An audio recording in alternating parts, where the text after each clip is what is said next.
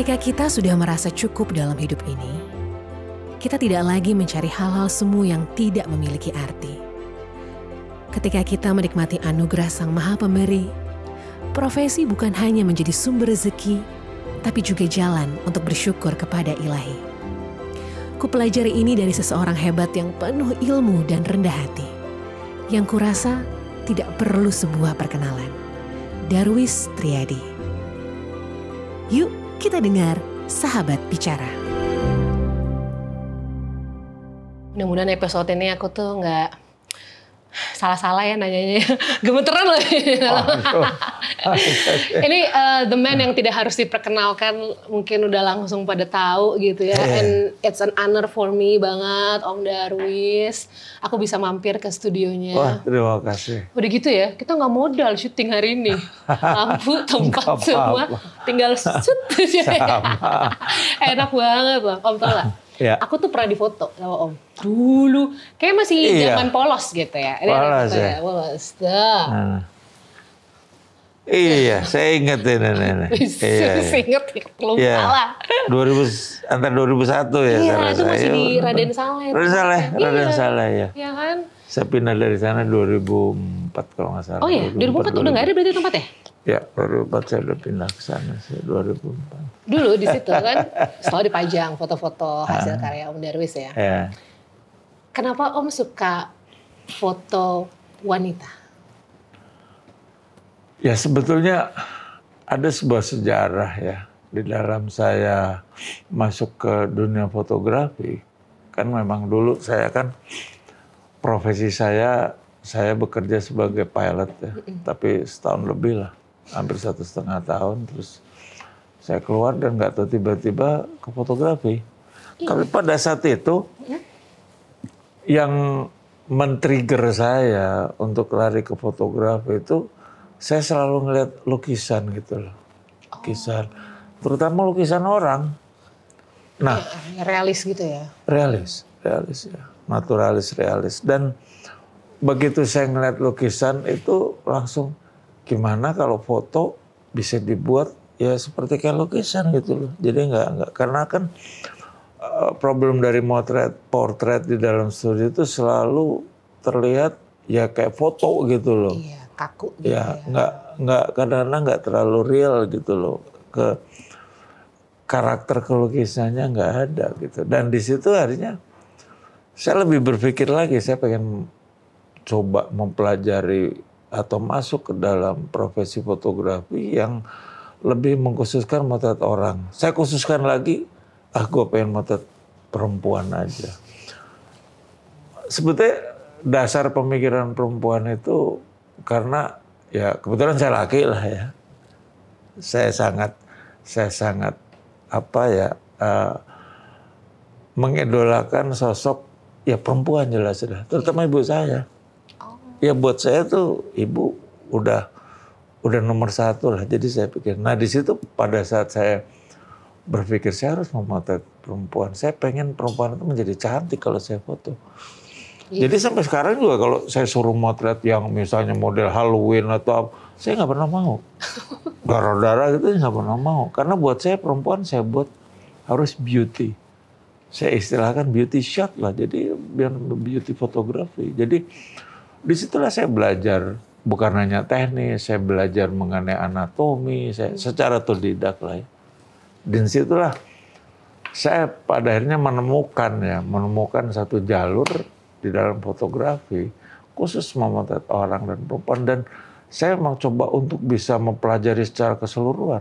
Saya riset juga gitu. Baca buku banyak soal perempuan. Banyak sekali. Apalagi kayak misalnya ada bukunya Soekarno yang Sarina, itu dia mengapresiasi perempuan. Bahkan Kama Sutra aja saya baca. Sebetulnya itu hanya untuk menjadi input saya aja bahwa buat saya memotret perempuan itu menarik karena makhluk ciptaan Tuhan yang sangat misteri itu kan perempuan. Iya. Susah ditebak ya. Susah ditebak. Makanya cuma 2 menurut saya. Ciptaan Tuhan yang paling indah itu cuma 2. Alam dan wanita. Karena dua-dua itulah misteri menurut saya. That's why Aku masih ingat rasanya di foto Om Darwis. Om Darwis itu membuat orang yang lagi difoto itu tuh energinya tuh kayak apa ya? Kayak Om tuh memberikan energi ke si modelnya. Jadi aku kayak pede gitu loh. Padahal kan siapa aku pada saat itu masih kecil juga ya. Masih kecil, terus Om Darwis gitu udah seorang legend. Dia kayak ayo bagus, kayak padahal sih ya biasa aja pasti, tapi Om bisa buat akhirnya kita pede dengan shot-shot gaya kita. Ya itulah sebetulnya memang pada saat saya berkeinginan, berkomitmen saya menjadi fotografer orang, model, portret, saya berpikir bahwa banyak hal-hal yang harus dipelajarin bukannya sekedar teknis. Salah satunya adalah itu. Ya, bagaimana kita komunikasi, approach, bikin ini, terus supaya membuat sebuah kenyamanan, berinteraksi, berkomunikasi. Nah, itulah sebetulnya ilmu-ilmu tambahan di dalam satu apa yang disebut portrait fotografi itu yang memang pada akhirnya itu menjadi satu hasil ya kalau kita bisa meng-capture sebuah visual portrait itu bisa menjadi hidup karena semuanya pada akhirnya ya saya memahami bahwa itu adalah interaksi energi. Ya, belakangan baru saya pelajarin lebih mendalam. Soal energi itu. Kayaknya sekarang tertarik banget masalah energi ya. Iyalah jelas, karena secara tidak kita sadari bahwa apa yang disebut energi itu penting di dalam kehidupan. Gitu. Makanya saya bilang bahwa fotografi itu kalau kita kaitkan dengan filosofi kehidupan itu luar biasa. Karena saya jalanin bener. Dan saya bersyukur saya bisa masuk ke ranah sana gitu. Orang biasanya kan belajar fotografi, kan saya juga belajar dari banyak orang ya, terutama di luar ya, ikut seminar segala macam. Mereka bagus, mereka punya satu passion, mereka punya satu ini. Tapi pendalaman masuk ke dalam fotografinya tuh rasanya nggak masuk ke sana. Nah, saya kok bisa mendapatkan ke sana gitu loh. Jadi munculnya hal yang di luar dugaan saya bahwa bereksplorasi fotografi itu ternyata luar biasa. Ada sebuah penalaman-penalaman di dalam kehidupan yang kalau kita ini menarik. Apalagi kebetulan saya memotret orang. Benar. Betul. Jadi masuk itu yang namanya humanity-nya. Wah menarik lah. Buat saya menarik. Karena semua foto-foto Om tuh, ini terutama karena pada saat itu lagi konsen foto wanita ya. Wanitanya tuh kayak, aku waktu itu belum tahu itu namanya energi, tapi ternyata benar setelah ngobrolin sama Om, mereka tuh di foto kayak cantiknya tuh terlihat kayak misterius tapi gimana gitu Om, ya kan? Ya itulah, karena kan sebetulnya gini, seorang pemotret, seorang fotografer, pada saat dia memotret, ini kan hanya tools. Ya anggap ini kamera, ini hanya tools. Tools ini sebuah alat untuk menyampaikan energi ke apa yang kita lihat dan kita rasakan dengan ini. Jadi pada saat, misalnya lah, ini saya contohkan aja sederhana ya. Misalnya ini sebuah alat ya, sebuah alat misalnya ini untuk mentransfer apa yang saya lihat di mata saya. Melihat segala sesuatu objek di depan, ya, begitu saya melihat, ya, saya coba lihat, saya coba pandang, saya coba rasakan, terus saya berinteraksi. Begitu pas lihat kayak gitu, baru saya foto, cekrek, tak, ya kayak gini. Nah, akibatnya apa? Akibatnya apa yang saya lihat dan saya omongkan itu berinteraksi kan sama yang di depan saya. Nah akhirnya ini hanya sebagai apa ya, transfer visual aja. Ya. Jadi apa karena itu Om nggak masalah apa toolsnya, kamera apapun nggak jadi masalah? Sebetulnya nggak ada, udah apa ya, udah buat saya udah nggak ada masalah lagi. Ya. Kayak ini misalnya. Itu fotonya cuma begitu guys. Ya, Aduh itu mungkin karena gini Om itu udah nganggep fotografi bukan profesi kali ya. Karena Om suka bilang this is my way of life. Yeah. If you born once again, you will choose fotografi lagi gitu. Oh iya, betul. Dan itu memang saya akui dan saya rasakan. Karena buat saya diberikan skill seperti ini, itu kan sebuah berkah. Yeah. Karena tidak setiap manusia juga bisa mendapatkan seperti itu. Artinya begini, biasanya orang mendapatkan sebuah skill, dia hanya skill aja dan akhirnya diaplikasikan untuk kehidupan. Oke lah. Ya. Tapi pada akhirnya apa yang dituju adalah sebuah materi kan. Betul. Kesuksesan biasanya dipandang dari materi. Nah, secara kebetulan saya kok diberikan dengan cara pandang berbeda. Jadi bukan tujuan ke materi, tapi tujuan pengaplikasian di dalam saya merasakan berkah menjadi sebuah pengabdian. Jadi saya abdikan. Jadi kan kayak ada cycle-nya. Ya kayak life cycle, balik ke sana muter jadi. Makanya bikin sekolah. Ya sekolah, salah satunya adalah sekolah. Tapi sekolah itu kan berarti mencetak fotografer yang baru. Ya betul. Nggak merasa saingan berarti ya? Itu sebetulnya ini sangat menarik. Kan gini, pada saat saya mau mulai di fotografi, saya ngalamin kesulitan. Terus saya berjanji, ini kok saya cari ilmu aja susah setengah mati, dan saya akhirnya belajar sendiri. Pada saat saya mulai belajar secara otodidak, saya kayak ada janji gitu. Tuhan, nanti kalau gue dikasih jadi tukang foto benar, kayaknya nggak seperti ini. Saya coba akan abdikan. Saya akan coba aplikasikan, dan salah satunya adalah di edukasi. Tapi pada saat itu mungkin hanya omongan kayak gegabah aja kan. Iya kan? Karena waktu itu juga saya mikir, gila saya sekolah di mana? Tapi pada saat saya ngomong seperti itu, mungkin ngomong itu betul-betul saya dari batin.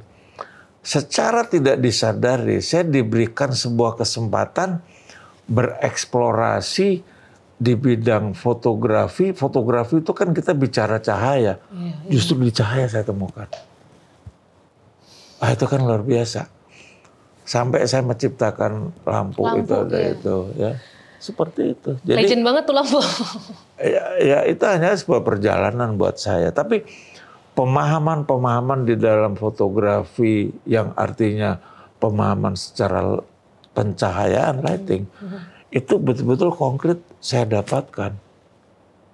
Nah disitulah akhirnya banyak sekali teori-teori di dalam fotografi yang saya sering lihat, itu saya anggap banyak yang nggak pas.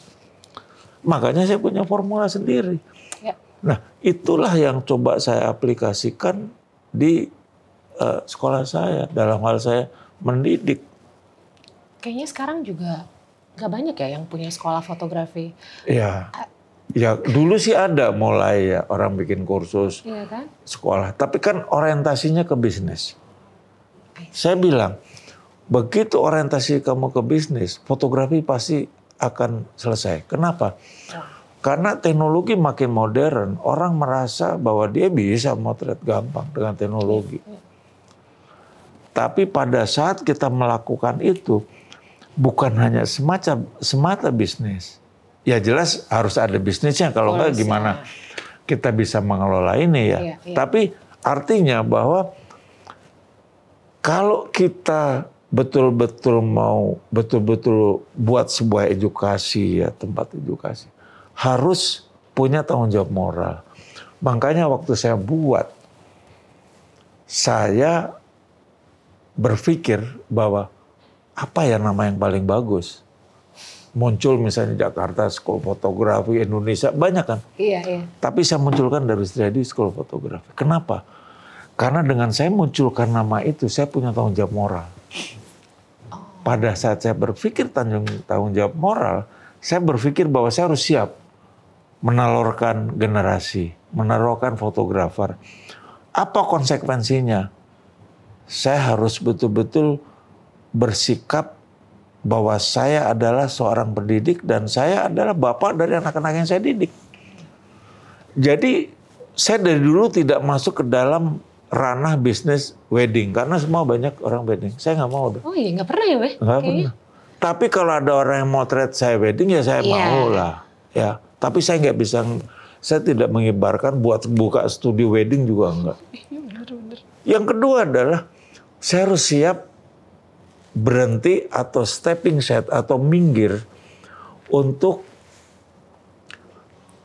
karena kebetulan pekerjaan saya advertising komersial. Ya. Saya kapan harus berhenti? Itu berat sekali buat saya.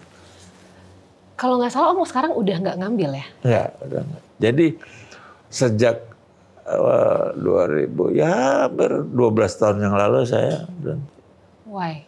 Advertising. Karena itu tadi masanya udah nggak tepat untuk saya dan begitu banyak orang yang karena kalau begitu kita masuk advertising sekarang agensi kan di pitching, diadu kan. Iya. Saya ketemu sama murid saya nggak cocok. Oh itu alasannya. Iya, tapi kan saya harus siap secara mental. Pada saat saya bertanya pada diri saya, siap nggak kamu? Ya, saya harus siap.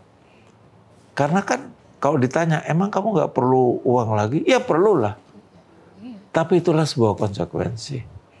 Karena kalau sebuah konsekuensi itu kaitannya dengan janji. Janji dengan batin diri kita kan. Berarti diri kita ya terhadap Sang Pencipta kan. Yang betul-betul memberikan skill saya kan. Jadi saya nggak mau mengingkari itu. Tapi bertahan Om sampai sekarang walau tanpa advertising komersial. Ya, itulah akhirnya saya berpikir. Ternyata sampai detik ini saya juga nggak mati. Saya bilang. Berarti ada satu hal ya, apa ya yang disebut kekuatan energi positif. Cara berpikir kita dan cara melakukan kita. Apa yang kita inginkan antara ini kita ini dan ini harus sama. Itulah konsep hidup. Tapi Om kan selalu positif ya. Aku lihatnya gitu. Pernah nggak sih? Ya pasti pernah titik terendah Om dalam hidup tuh when? Oh ya pernah lah. Dalam itu wajar. Karena gini. Kalau buat saya ya sekali lagi dengan segala hormat.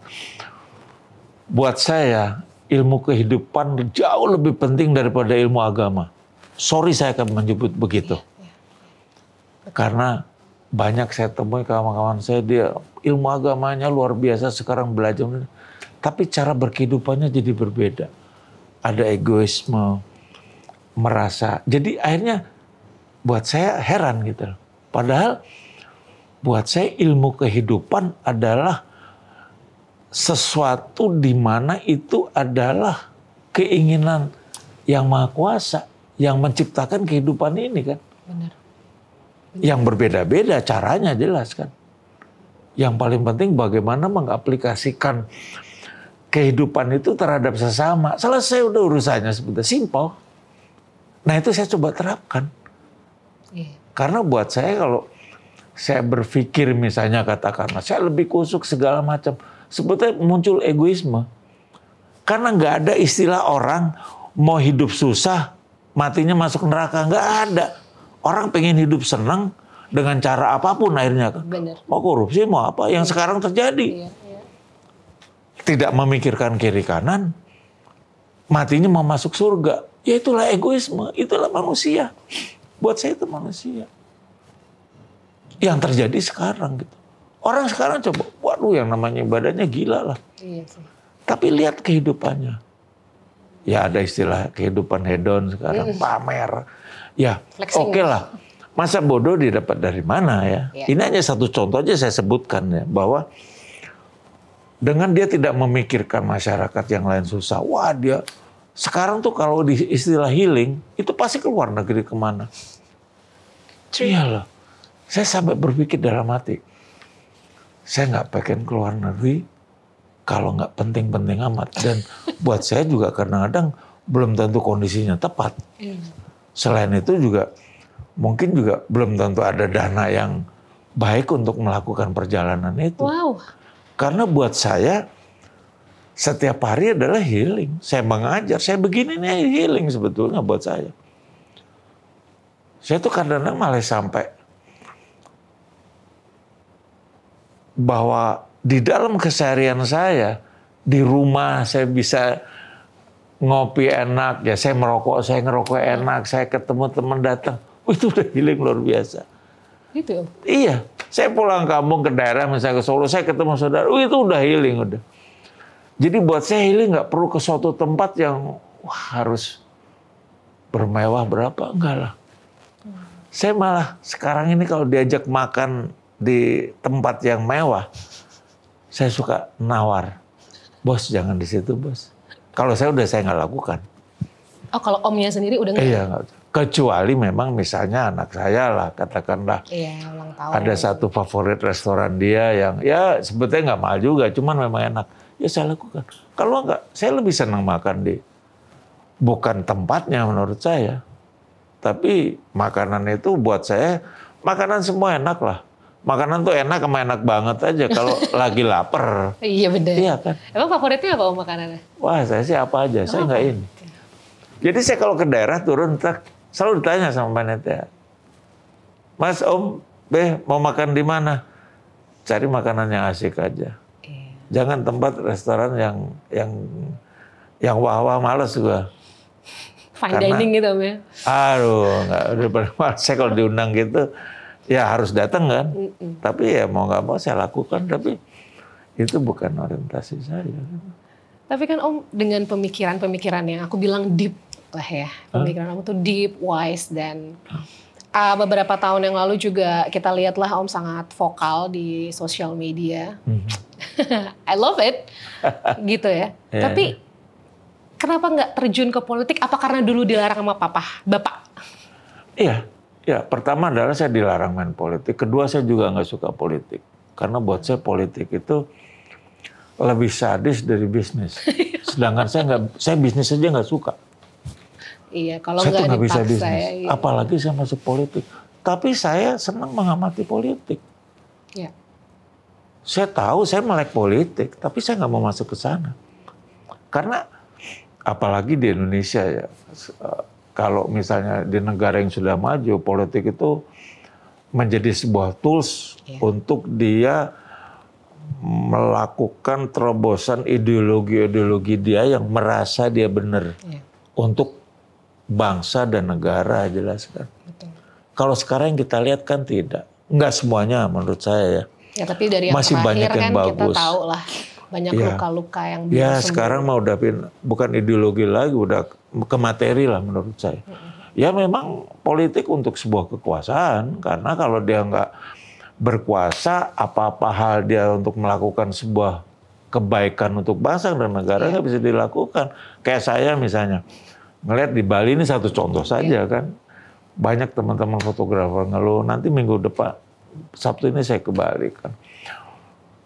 Mereka tertekan segala macam karena kondisi turis asing mulai belau segala macam.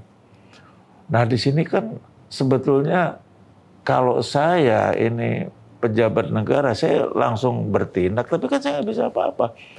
Saya hanya melakukan sebuah himbauan. Saya memberikan spirit teman-teman, kamu harus begini, kamu harus begini. Walaupun saya sendiri nggak ada fungsinya kalau secara ambil pribadi, tapi saya punya tanggung jawab moral di dalam hal saya menjalani fotografi, apalagi fotografi di Indonesia. Kenapa? Ya karena komitmen saya dulu itu. Janji dulu itu ya. Supaya jalan hidup saya yang diberi Tuhan ke depan ini masih saya jalankan secara nyaman. Karena kan sederhana aja. Hidup nyaman, itu kan harus betul-betul honest kita lakukan kan. Kita harus jujur. Jalanin secara tepat, apa segala macam, berpikir secara positif. Itu pasti akan nyaman lah. Itu sudah saya alamin. Saya itu dari Sabang sampai Merauke kalau ketemu nggak bakal kelaparan. Kalau saya tulis, saya posisi di sini, aduh pada datang ngajak makan, ngajak ini. Gimana nggak nyaman coba hidup gitu? Ya aman. Bener sih. Rezeki kadang bukan karena uang aja ya. Bukan. Itu udah saya yakin. Jadi kadang-kadang kalau saya melihat ada orang yang punya terlalu ambisi dengan kehidupan, dengan kekuasaan, suka bingung saya. Karena kalau yang ambisi itu yang masih muda, ya percaya boleh lah saya. Tapi ini yang udah aneh kan? Ya sebetulnya ya nggak bukan urusan saya juga, tapi kita memandang kok nggak tepat seperti itu.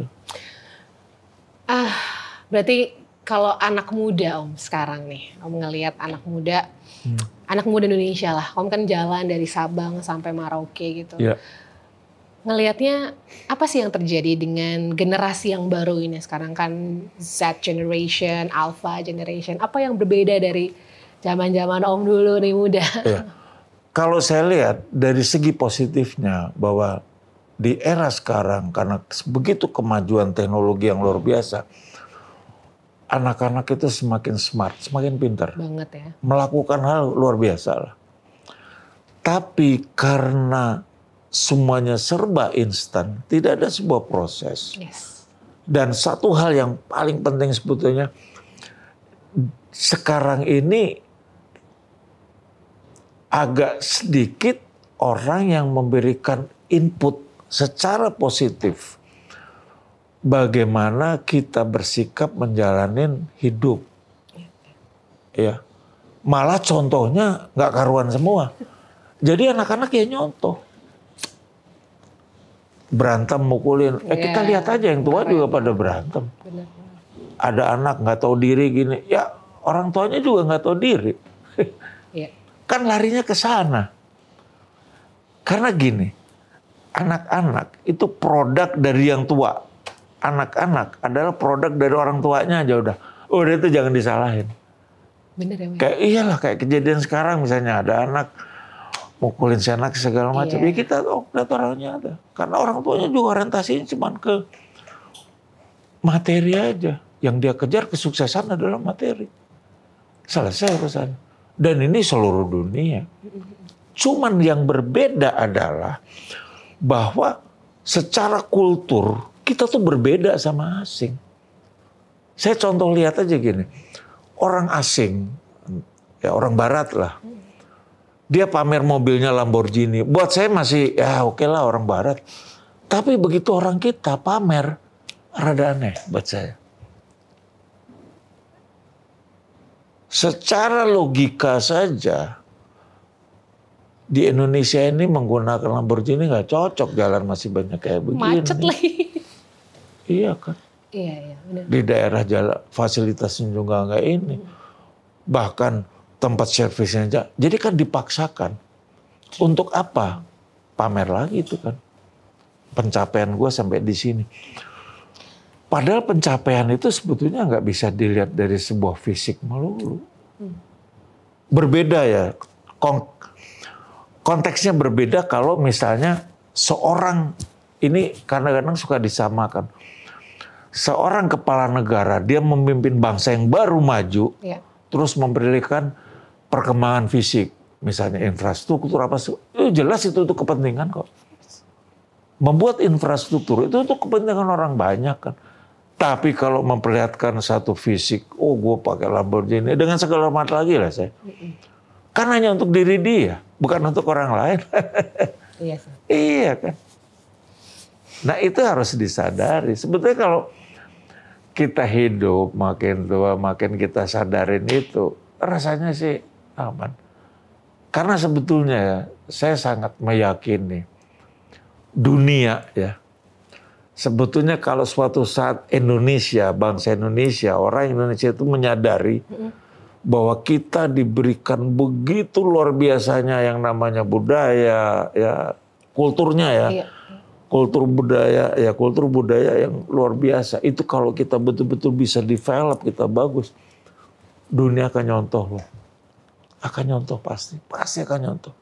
Karena banyak kan udah mulai sekarang nih kiblatnya mulai ke Asia ya mungkin di Korea dulu nih. Korea kan udah naik daun nih sekarang kan. Tapi sebetulnya itulah satu contoh bahwa sebuah negara kayak Korea gitu bisa ini. Tapi kita bukan membuat sebetulnya kita harus, padahal pemerintah udah support. Kita bukannya mendevelop karya kita sendiri, malah kita ngefans Korea. Iya. Ya, boleh lah seneng kayak gitu musik. Tapi kalau buat saya, agak heran gitu loh. Ya kan? Kalau buat saya musik yang sekarang ini, sekali lagi dengan segala hormat saya, tidak bisa tertanam dalam benak kita dibanding dengan musik-musik zaman dulu. Dulu tuh nada everlasting loh. Betul, makanya ada genre-genre musik zaman dulu seperti itu. Kalau sekarang ritmenya ya sama gitu kan. Cuman karena yang diperlihatkan adalah sebuah show yang betul-betul kalau saya istilahkan showmanship-nya wah luar biasa. Padahal yang dilihat hanya sebuah visual dengan gambar segala macam. Padahal mungkin kualitas segala macam. Tapi ya itulah sekarang. Iya. Itulah sekarang. Seperti itu. Di hidup Om yang berapa ya Om sekarang? Umur saya? Masih muda sih sebetulnya 68. Masuk 69. Ya ampun. Serius ini? Iya 69 saya tahun ini. Oke. Shock sendiri ya. Gak kelihatan. Hidup Om yang hampir kepala 7 itu. Ya, yang udah melewati banyak pengalaman. Masih ada gak sih your deepest keinginan aku tuh masih ada sesuatu ini gitu. Belum tercapai. Udah gak ada sih. Udah gak ada. Karena buat saya begini, ya katakanlah orang biasa, hidup mengalir gitu. Tapi kalau buat saya, sebuah pencapaian itu sebetulnya kita harus berpikir, karena saya selalu tidak punya target. Tapi saya selalu merasakan respon dari pihak lain, dari orang-orang jelas ya. Yang bisa saya rasakan, itu aja udah buat saya udah cukup. Jadi target, istilahnya kalau target mercusuar gitu saya nggak terlalu suka. Misalnya gini lah, kira-kira 5-10 tahun yang lalu sering ada yang ngajak kerjasama bikin institut fotografi, punya gedung segala macam. Saya bilang enggak, tujuan saya bukan ke atas, ke samping. Buat saya ke atas, kalau ke atas, saya kan hanya cuma lihat ke bawah. Saya nggak suka konsep mercusuar sih. Ya memang berbeda prinsip cara pandangnya. Kalau kita mercusuar, kita naik ke atas, kita bisa menguasai dunia. Karena saya tidak berpikiran ke sana. Jadi saya lebih senang ya saya di bawah tapi saya bisa melebar. Karena buat saya kalau secara horizontal atau kita ke tanah ini kita kuat atau melebar, jauh akan lebih enak daripada kita ke atas. Jadi di roots-nya kuat gitu. Betul.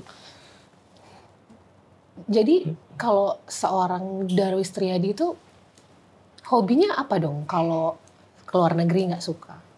Apa? Ya, saya lakukan pekerjaan saya, aktivitas saya sehari-hari, ya saya motret bisa di sini. Ya, saya bukannya nggak pernah, ya kadang-kadang saya keluar negeri kalau ada keperluan ya, terutama karena memang saudara dari istri saya atau mertua itu ada di luar, tinggalnya di Belanda ya saya mau nggak mau ke sana. Tapi ke sana pun ya praktis saya harus membawa kamera juga saya. Tetap ya. Itu semacam memberikan masukan atau makanan ke mata saya kan. Kalau saya suruh diam ya nggak bisa. Ini udah fotografi udah ruh kayaknya udah ruh ya. Iya, karena itu menjadi sebuah kegiatan karena saya olahraga juga enggak, paling cuma jalan kadang-kadang ya. Fitness juga enggak, apalagi naik. Saya nggak punya hobi. Ya hobi saya deh. Foto ya? Iya. Hobi. Sebetulnya hobi saya itu Sekarang ini selain motor, nyanyi juga enggak. Nyanyi takut fals. Tapi saya lebih senang, saya motret, saya banyak bicara yang kaitannya. Itu menjadi satu hobi saya sekarang. Yang menarik. Wow. Anak kalau nggak salah sekarang ngelukis ya? Dia kayak banyak punya... Yang nomor 2 ngelukis, yang nomor 1 membantu saya di sini, yang nomor 3 dia udah selesai dan dia bekerja juga sih, tapi di Solo ya. Jadi bakat seninya emang nurun ya? Ada yang melukis itu loh. Ya sih. Ternyata ya. Karena nggak ada yang lari ke fotografi. Kecewa nggak? Nggak juga. Really? Nggak sih. Kalau buat saya kan begini. Seorang atau orang tua, baik bapak atau ibu, dia tidak boleh menerapkan keinginan dia terhadap anak. Karena belum tentu sama. Anak dari rahim yang sama aja belum tentu sama. Apalagi kita mau fotokopi. Kalau dia tertarik ya nggak apa-apa, kita support.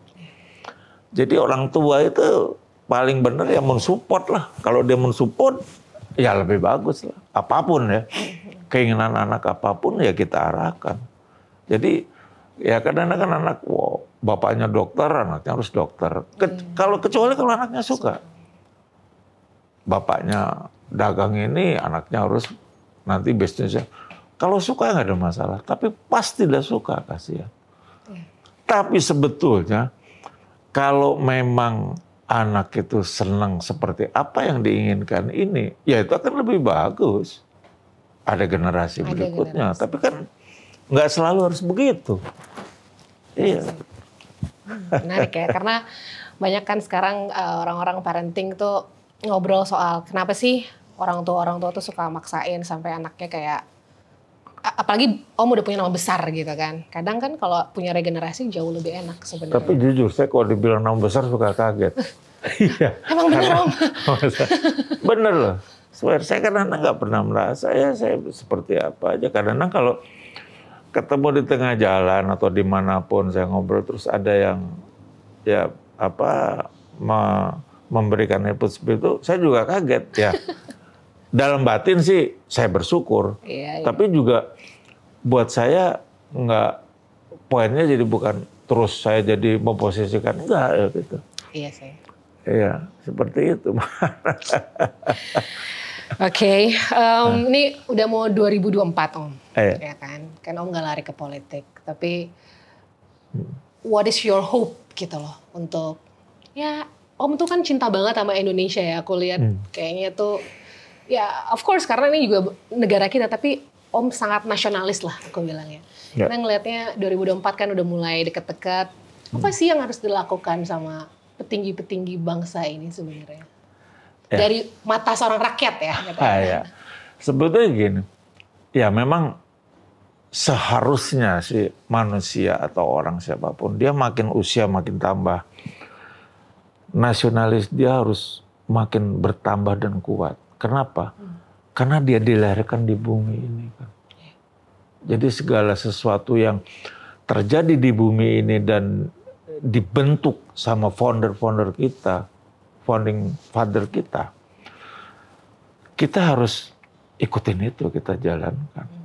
Nah, kembali ke masalah bangsa kita ini, secara jujur saya melihat proses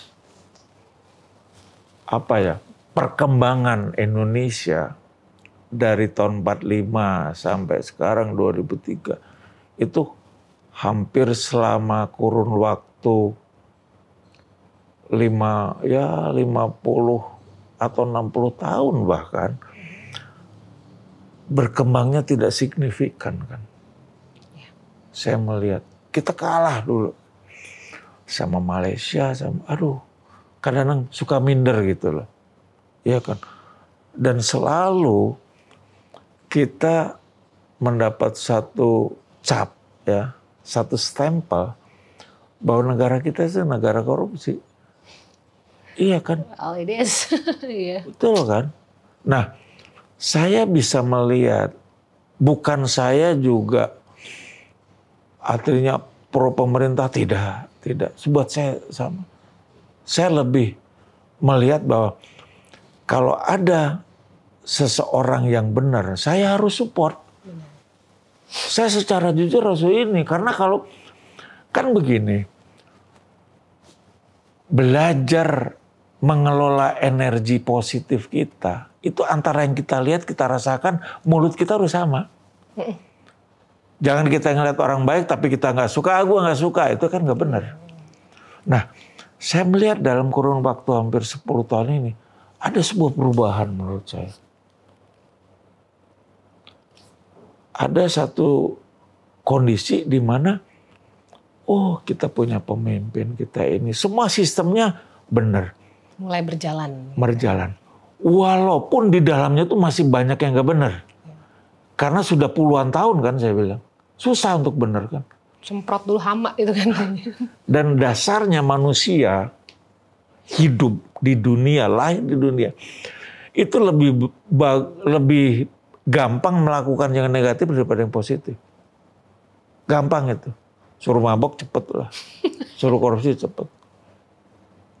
Ada duit, ambil itu pasti cepet. Pokoknya negatif cepet lah. Ambisi segala macam itu kan negatif.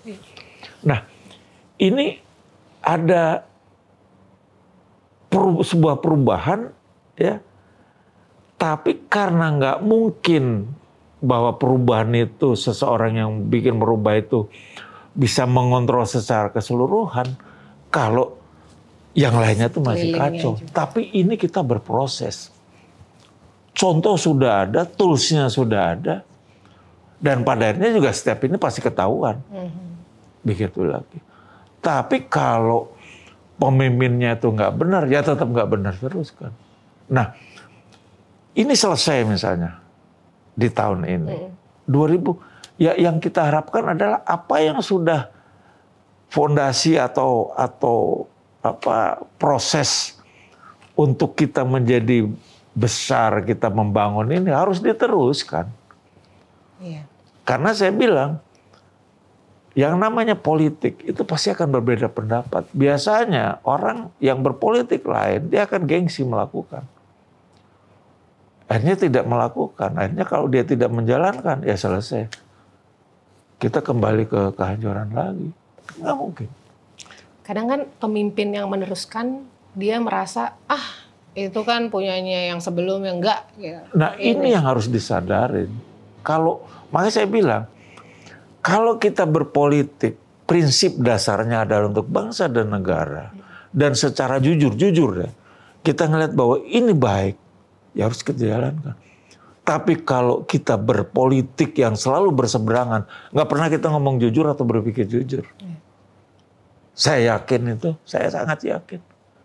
Nah makanya itulah yang saya bilang, bahwa kita masyarakat, kita rakyat yang nggak bisa apa-apa. Yang kita hanya bisa berdoa dan kita support.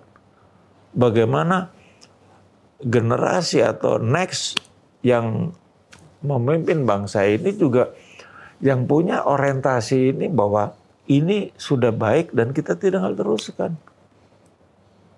Karena gini, saya belajar udah puluhan tahun bagaimana belajar dengan cara pandang yang jujur dari batin. Jadi mata kita nih jangan hanya untuk melihat aja. Kita untuk merasakan, makanya mata hati. Mata hati. Oh ya. Ini bukunya ya. Mata hati. Gitu. Wah, luar biasa loh, aku kayak nasehatin bokap ya. Keren Om. Ya tapi sebetulnya sederhana ya. Saya kadang ngomong, ya katakanlah itu sebuah nasihat. Ada sebuah konsekuensi bahwa apa yang saya katakan juga saya harus lakukan. Yang sekarang sering kita lihat, entah itu namanya motivator atau apa. Iya, berbanding terbalik. Berbanding terbalik, dia ngomong kayak begitu, dilakukannya kayak begitu. Nggak bisa. Dia ngomong, coba jujur ya dia sendiri. Dan muncul semua terjadi kan. Iya. Gila kan? Iya sih. Itulah apa ya yang namanya Tuhan kalau mau melakukan alam berarti ya. Kalau saya bilang Tuhan berarti alam. Iya. Karena kalau kita melakukan hal yang positif, alam akan support kita lah. Universe conspire ya. Betul, sangat betul itu. Dan saya rasakan, betul. Bahkan saya kalau mau motor ke manapun hujan, saya cuma bilang aja, bantu saya, berhenti hujan. Iya. Wow, ya. Nggak perlu pawang Om ya. Yang penting yakin kita dibantu gitu ya. Pawang juga bisa kan. Mereka memang ahlinya yang bisa berinteraksi. Tapi kita pun bisa. Karena semua kan dari sini.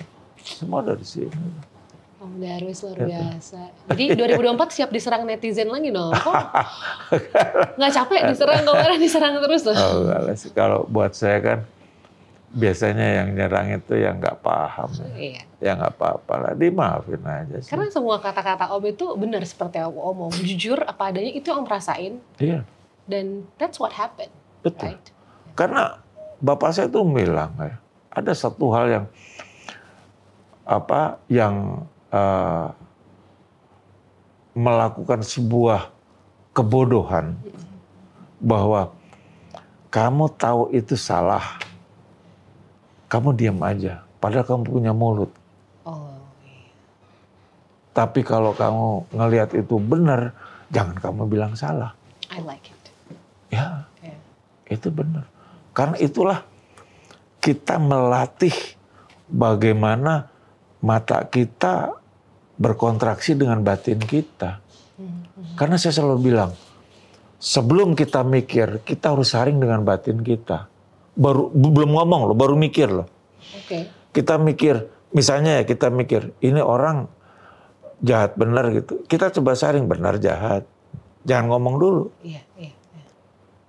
Karena kadang pikiran kita kan salah. Banyak sekali kejadian gitu. Seorang pemimpin negara mikir di sana ada bom atom, ada nuklir, begitu diserang semua nggak ada. Cuma cara berpikir dia aja. Bener sih, bener. Iya. Sekarang tuh di era modern ini tuh terlalu banyak distraction gitu. Contoh kita lagi enak-enak baca buku, kita ke distract notifikasi handphone ya kan, kita nggak bisa present untuk hadir sama orang kadang-kadang kan. 3 hal nih mungkin yang bisa kita terapkan untuk kita bisa damai lah sama diri sendiri, merasa cukup.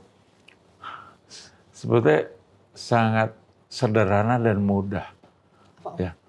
Prinsip yang sederhana adalah bahwa kita beruntung dilahirkan, itu dulu.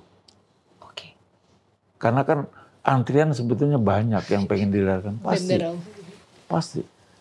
Nah, begitu kita sudah lahir, ada hal-hal yang, ya katakanlah ada 3 hal tadi pertanyaan. Pertama adalah ya rasa syukur. Saya bicara ini kan bahwa bukan untuk anak kecil kan belum tahu. Begitu kita dewasa, kita bisa berpikir. Itu pertama adalah rasa syukur. Ya. Rasa syukur itu apa? Rasa syukur adalah kita bersyukur bahwa kita ini dilahirkan. Syukur-syukur ya apalagi dilahirkan dengan normal, sehat. Itu udah beruntung kan. Rasa syukur dulu. Yang kedua adalah kita nih jangan mau dilayanin tapi melayani. Melayani dalam arti mengabdi, pengabdian. Contoh sederhana lah. Begitu kita menginjak dewasa, kita harus menyadari bahwa kita dilahirkan ada rasa syukur. Terus kita dibesarkan sama orang tua. Akhirnya apa?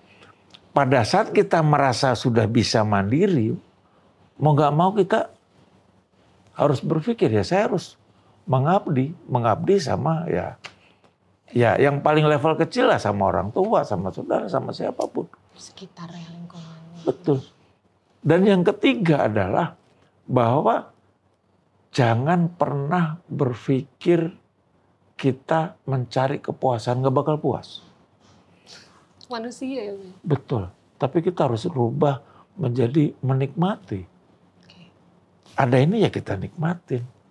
Coba cari kepuasan. Hobi makan ini, wah nggak puas, nggak enak makan. Cari makan, nggak pernah puas. Punya mobil 1, nggak cukup. Nggak puas, mobil 2, 3 udah gitu aja. Tapi kalau kita menikmatin, mobil satu asik. Misalnya ada mobil dua ya asik.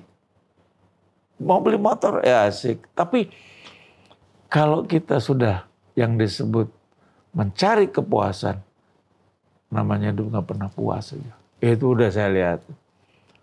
Makanya ini saya akan lebih melebar lagi. Jadi tidak ada istilah menyalahin perempuan. Kalau laki, loh kebetulan saya laki. Oh iya kan. Laki kan nyari kepuasan.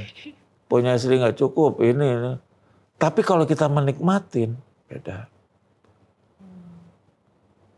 Berbeda, ya caranya begini. Maksud saya begini.